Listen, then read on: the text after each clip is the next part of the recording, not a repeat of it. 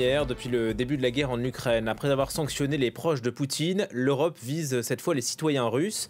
Elle suspend un accord qui facilitait l'octroi de visas. En clair, les Russes pourront continuer à venir en Europe, mais ce sera plus difficile.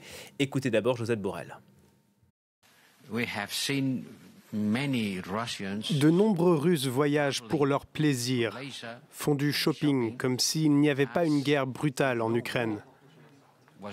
Les États membres considèrent que dans une telle situation, on ne peut pas faire semblant que la vie continue comme si de rien n'était.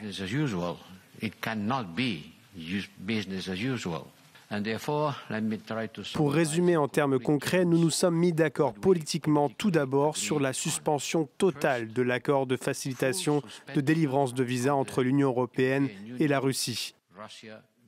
Une suspension totale. Caroline de Camaret, vous avez suivi cette conférence de presse. C'est une décision à l'européenne, très consensuelle finalement. Oui, ça a été quand même un déchirement pendant 2 jours, parce que ça fait 2 jours que les ministres des Affaires étrangères sont dans ce sommet informel à Prague. Et il y a quand même ceux qui, comme la Finlande, la Pologne, les États baltes, étaient vivement pour suspendre tous les visas pour tous les Russes, et on ne fait pas dans le détail, ce sont les pays les plus limitrophes de la Russie, mais le chancelier allemand par exemple est monté au front en disant que ça pénaliserait du coup aussi certains Russes, les dissidents par exemple, les étudiants qui voudraient être formés à l'étranger ou les personnes persécutées par le régime de Vladimir Poutine.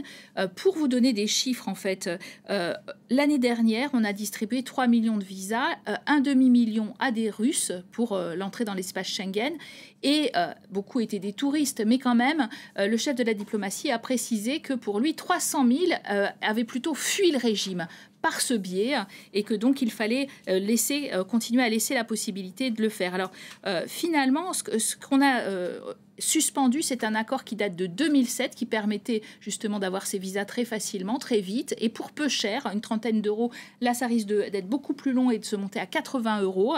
Donc ça va être beaucoup plus difficile de l'obtenir.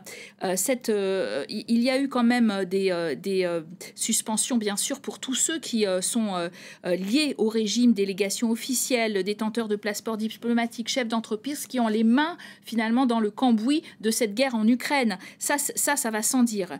La Pologne, je le disais, et les pays baltes envisagent, eux, d'interdire ou de restreindre unilatéralement néanmoins tous les visas russes, parce qu'ils s'estiment beaucoup trop près de cette Russie dangereuse. Ils ont le droit de le faire ? Et ils ont le droit de le faire en tant que membre de l'Union européenne, mais on ne le fait pas à 27. Là, on le fait. Et puis, alors, Moscou a annoncé qu'il allait répliquer. On se demande comment, puisqu'évidemment, il ne s'agit pas de suspendre les visas qui, dans l'autre sens, sont inexistants. Plus personne ne va en Russie. C'est un pays qui a été très marginalisé, et avec cette décision, encore un peu plus. Merci beaucoup, Caroline, pour ces précisions.